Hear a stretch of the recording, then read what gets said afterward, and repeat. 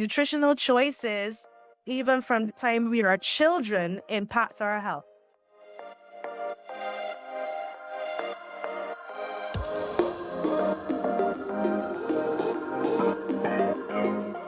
So obviously the head one that everybody knows about is nutrition.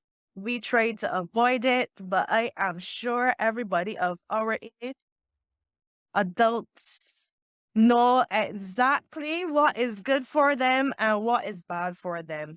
I mean, there's a lot of information out there that might have the picture a little bit confused, but everybody labels junk food correctly and everybody labels fast food correctly. So everybody labels healthy food correctly. And if you can look at your diet and see that it's full of junk and fast food and very deficient in nutritious healthy food, then you know you're on the wrong track. However, is willpower, is your habits, is what you're accustomed to. So nutrition is big on that list. And so nutritional choices, even from the time we are children, impact our health. So, for instance, and we know that there's a big crisis in terms of childhood obesity within the Caribbean region and regionally. There's a big push in the schools and within the ministries to get children a little bit more active and improve nutrition in schools.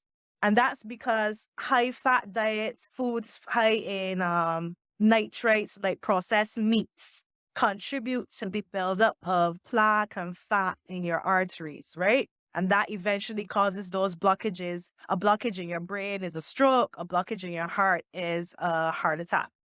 So in medical school, I was taught that the first signs of those things, like just fatty streaks along the artery, so because it builds up over the years, can start from as early as 10 years old. So if you have your 10-year-old eating hot dogs and hamburgers every day, KFC and Chefette, on weekends, ice cream when they feel like, and you have an overweight child, you're setting that person up for potentially being a 40-something-year-old with a heart attack or being a 50-year-old with a stroke because it started from that age. So that's nutrition. One, activity.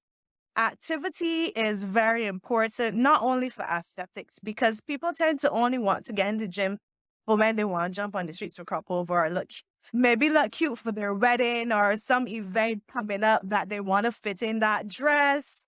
Men not so picky. They don't mind if their belly hanging over the pants. But as women, at least if we have a special engagement coming up, we might start to tighten up. So activity goes beyond how you look, aesthetics, but that's why people do it. But in terms of your joint health, how you're able to maneuver when you get older, flexibility, your cardiovascular health as well, the ability of your heart to actually undergo strain. I'm sure most people cannot run down the roads. And that's because they can't do it. They'll be too out of breath. It doesn't matter if they're slim or overweight. So activity is allowing your body to be put under the necessary stresses it needs to maintain health and fitness so that as your body progresses through the aging process, it does not prematurely break down on your hands. And people will not know the importance of being able to do a squat until they're 70 and they can't sit up on the toilet and get back up. So get in your squats, get in your activity because it goes beyond just how you're looking. You want functionality as you start to age. So that's two things.